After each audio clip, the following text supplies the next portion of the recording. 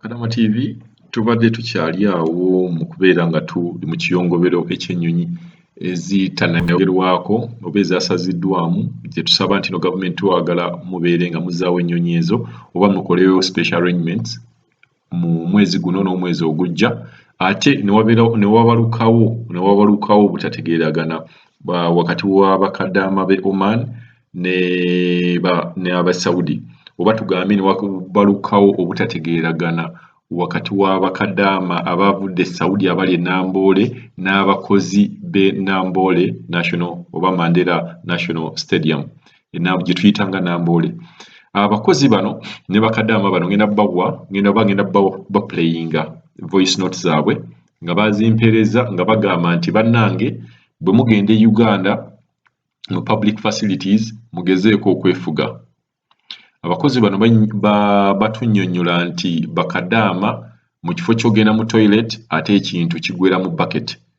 baketi ne babeera nga ate ne bekiggwera omwo tebaziyiwaayo tebagenda ne bayiwawo ebintu byabwe bataddemu naye ate bazireka awo abakozi bajje bakole. So ekintu nga kino kitera bwe tudda mu lulimi lw'ekisayansi olw'ekisawo omuntu buli bw'anyigirizibwa ennyo ate naye ayagala nnyo okufunayo omuntu gw'anyigiriza. Naye tetujja kugenda mu ngeri eya science kuba bwe ntandika ogikunnyonnyola oyinza okwesanga kadaama tajja kubeera na musango. Ojja kwesanga nga bwe tudda mu ebyo ne ntandika okunnyonnyola omuntu ali tortured bw'omutokyalinga ebbanga katugambe nti babadde tortured emyaka 2 bw'omutokyalinga emyaka 2 kiki ekiddirira ojja kwesanga omuntu ali tortured omwana yali tortured mu buto ojja kwesanga bw'akula ayinza okubeera nga ate atokyalinga nnyo banne abalala lwa nsonga abeera nga naye agamba mwankola bwe kiti kati nange time okubeera nga nkola bwe nti kyekiringa omuntu abadde talina ssente omuntu yenna atakulidde mu ssente n'azifuna bukulu abeera mukyamu nnyo. So bakadaama bano babadde mu kubeera nga babonyaabonyezebwa naye ate kati nabo bwe batuuka ne balaba nti omuntu ono nange nsobola okubonyaabonya ojja kwesanga nga bajja kukola ekintu nga kino kye bagamba kye bakoze. Naye twagala nnyo okubeera nga wano Kadama TV information tugifuna ku source. Omuntu ali ku source yennyini atuwe ebigambo bye atuwulire nga ne bwe kyabadde. Tugenda kuwa bakadaama ab'e Oman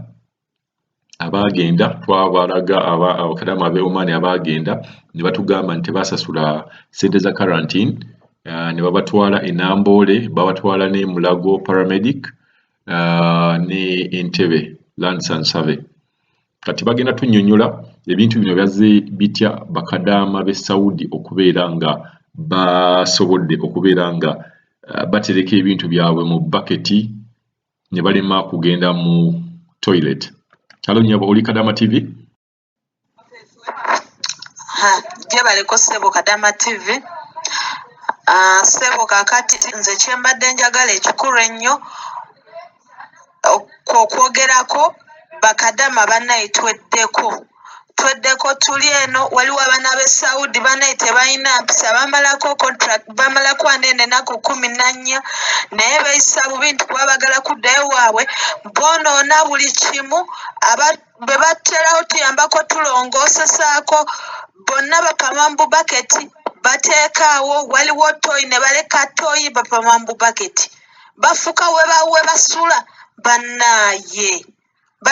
tweddeko bakadaama tweddeko bakadaama tweddeko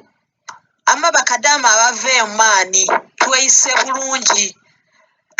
bulungi tuteekewo rekodi ffe waneeno tetulina complain n'emu mpozi yena ejja luvannyuma naye wano ffe tuli bulungi ne bannaye betusanze nabo beetaaga oweebwa ekitiibwa woba obaddeko ebuwalabu nga bakuyisa bubi n'otogabbi omanyi w'omutogo omanyi we bamuwoza omuntu n'akulekera awo omanyi w'owulira n'ali eno naye waawulira bannaye tweddeko bakadaama tweyanza nnyo Mr. Kadama TV.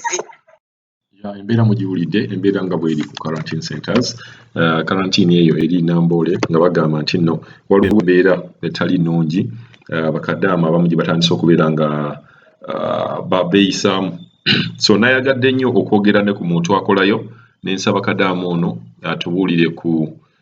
atuwe omuntu akolayo atubuulire ku mbeera nga bweri tusobole okumanya engeri gye tusobola okubeera nga tutegekamu bakadaama okuva eno banne tubasaba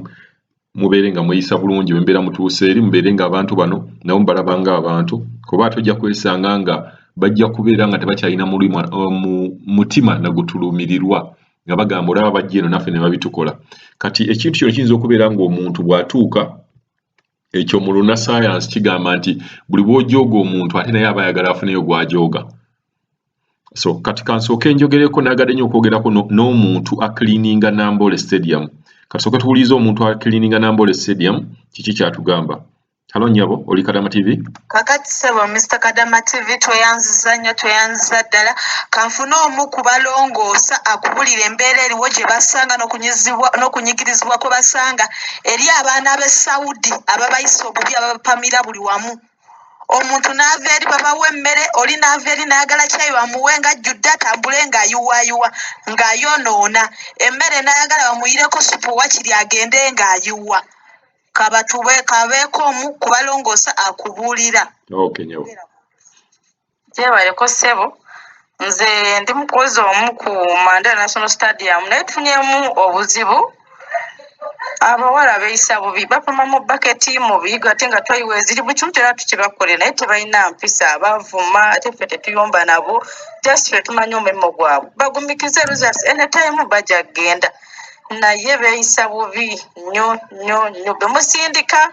mujje nga muba traininze basobole okulaba kiki balina 14 days ntono nnyo bamaye baddeyo bagumikirizeeko naye kyebatukola kibi ffe tubikola nga kuva ku ntobo y'omutima gwo wajja kukola nga bwe baali bagenza okukola naffe tubikola kuva ku ntobo y'omutima gwaffe naye ekyo kiba kibi neyanza ssebo katufuneyo ne Kadamu omulala naye abeere nga atuwulira ku mbeera nga bweri ng'embeera bwe bagisanze ku Mandela National Stadium eyo ye Namboole gye twogerako ya Kadamu omulala naye wuno. Gyebaleko ssebo Mr. Kadama TV. Kale Nyabo. Kyetubadde tusinga okomplainingako abakyala abavudde mu Oman tubadde tetweyisizza bubi era buli kimu kitambula bulungi nga bwe kirina okuba ate n'ekirungi ekiriwo nti facilities zonna twazifunye nga bwe kibadde kirina okubeera abaana bafuna breakfast mu budde lunch time tugifuna mu budde ne dina tugifuna mu budde buli kimu kyatuweereddwa ng'era ebintu ebikozesebwa bwe birina okuba naye tetwewuunya bannaffe abakyala okuva mu Saudi Arabia okuba nga ate bali mu kweyisa enneeyisa efaanaganako bwetyo ekiri nti bagenda kwonoonera bannaabwe abakola ki abasigaddeyo naye tubadde tusaba ng'era tetulagira wabeewo eggulu eritambula okusobola okuba nga babuulirira ate abasigadde nti bwe bajja ate baleme kweyisa nga bano bye bakoze eki bye beeyisa kuba ekyamazima abakozi ababakolamu banyiivu nnyo ekijja okuleetera nti n'abajja bajja kuyisibwa bubi oba n'okusitopingibwa obutakola ki obutakomawo so beeyisizza bubi tooyi bazisuulamu ebintuntu kwegamba beeyisiza ddala bubi kusawa ey'okufuna emmere tebeeyisanga bantu ba bulijjo kubanga kibaba bakuwadde eri ekyo olw'okuba nti n'abalala baba balina okukola ki okufuna naye ate bo kye batalabye omuntu ayagala bamuwa emmere y'abantu 10 ate nga already akiraba nti emabega waliyo banna abalina okukola ki tubadde tusaba okwongera okutambuza eggulire eribuulirira abasigaddeyo basobole okweddako bajje nga ate bo tebabehavinga nga bano abakola ki abali wano. Twayagadde nnyo okubeera nga tweyongera okumanya kiki bo bano bakadaama be Oman bo bajjeewa oba bakitegedde batya nti bakadaama bakola ebikyamu bino oba abakola ebyo ebintu nga bye bannyonnyodde mu bubaketi bwabwe bakijjeewo okumanya nti no be Saudi ne batema kugamba nti no be Oman. Salo Nyabo tubadde twetaaga okumanya ddala kiki gwe osinziira ku kyo bamusinziira ku kyo okugamba nti no bakadaama be Saudi bye bakoze ekintu nga kino oba bye batandise okubeera nga bateeka ebintu byabwe mu bucket twagala okumanya waliwo enjawulo ebintu bw'obisanga mu bucket otegeera otya nti bino bye Saudi bino bye Oman so tetwagala kuteekawo mbeera kubeera nga tugamba nti bakadaama be Saudi batandise okubeera nga bagonagala ne bakadaama be Oman twagala obujulizi gwe nga gwe ogyewa ekigamba nti abakadaama be Saudi be basobodde okukola ebintu ebyo mu bucket. Anti Mr. Kadama TV kiri bwe kiti ffenna tuli mu Namboole kati ffe tuli eno ffe we tubeera eno tuba tubalengera wali kati babadde beekalakasa emisana nga baleekaana bayasizza ebintu Obaketi babwasizza ebintu ebimu babyonoonye kati we twazze muno ne tubabuuza bannaye abali emmanga baleekaanira ki ne bagamba mbu ekibaleekanya mbu baagala kuddayo waabwe mbu kusanga baami baabwe mbwe ennaku 14 zaaweddewo naye baagala kuddayo kusanga baami baabwe